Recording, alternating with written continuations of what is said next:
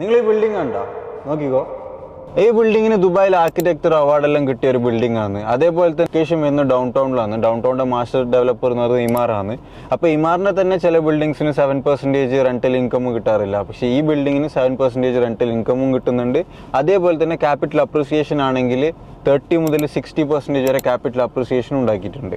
അപ്പോൾ ഈ ഡെവലപ്പർ ആരാന്ന് വെച്ച് കഴിഞ്ഞാൽ എല്ലിംഗ്ടൺ എന്ന് പറയുന്ന ഡെവലപ്പറാണ്. മാർക്കറ്റിൽ ക്വാളിറ്റിക്കും അതേപോലെ തന്നെ സ്പേഷ്യസ് അപ്പാർട്ട്മെന്റിനും പേരെടുത്തൊരു ഡെവലപ്പറാണ് എല്ലിംഗ്ടൺ എന്ന് പറയുന്ന ഡെവലപ്പർ. അപ്പോൾ ഇതാണ് ഞാൻ പറഞ്ഞ എല്ലിംഗ്ടൺ എന്ന് പറയുന്ന ഡെവലപ്പറിന്റെ ദുബായ് സൗത്തിൽ വരാൻ വേണ്ടിയിട്ട് പോകുന്ന പ്രോജക്റ്റ് വരുന്നത് ലോറേസ് ടവേഴ്സ് ആണ്. ടവർ എ ടവർ ബി ആയിട്ടാണ് വരുന്നത്. ബിറ്റ്വീൻ ആയിട്ടാണ് ഫുൾ അമ്യൂണിറ്റീസും കാര്യങ്ങളെല്ലാം വരുന്നത്.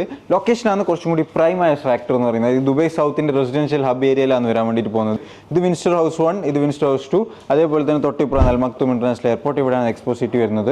ഈ എൻറ്റയർ ഏരിയ ഒന്ന് ഫുള്ളായി ഫംഗ്ഷനിലായി തുടങ്ങുമ്പോൾ ഒരുപാട് റെസിഡൻസും കാര്യങ്ങളെല്ലാം വരുമ്പോൾ ഈ ഏരിയ എന്ന് പറയുന്നത് നല്ലോണം ബൂമെയും. അപ്പോൾ നല്ല റെന്റിലും ക്യാപിറ്റൽ അപ്രിസിയേഷൻ എടുക്കാൻ പറ്റും. പിന്നെ എല്ലിംഗ്ടനെ സംബന്ധിച്ചിടത്തോളം അവർ ഏതെല്ലാം ഏരിയയിൽ പോയിട്ടുണ്ട്, ആ ഏരിയയിൽ ബെസ്റ്റ് പെർഫോമിംഗ് പ്രൊജക്ട് എന്ന് പറയുന്നത് എല്ലിംഗ്ടന്റെ പ്രൊജക്റ്റാണ്. റെന്റലാണെങ്കിലും ക്യാപിറ്റൽ അപ്രിസിയേഷൻ ആണെങ്കിലും. അപ്പോൾ സ്റ്റാർട്ടിംഗ് പ്രൈസ് എന്ന് പറയുന്നത് 1.2 മില്യൺ റേഞ്ചിലാണ് സ്റ്റാർട്ട് ചെയ്യുന്നത്. 1, 2, 3 ബെഡ്റൂമാണ് വരുന്നത്. കുറച്ച് റീറ്റെയിൽ യൂണിറ്റ്സും ഉണ്ട്. അപ്പോൾ നിങ്ങൾക്ക് ഇവിടെ ബുക്ക് ചെയ്യാൻ താല്പര്യമുണ്ടെങ്കിൽ കോൺടാക്ട് ചെയ്താൽ മതി. ബെസ്റ്റ് യൂണിറ്റ് അത് നിങ്ങൾക്ക് എടുത്തുതരും.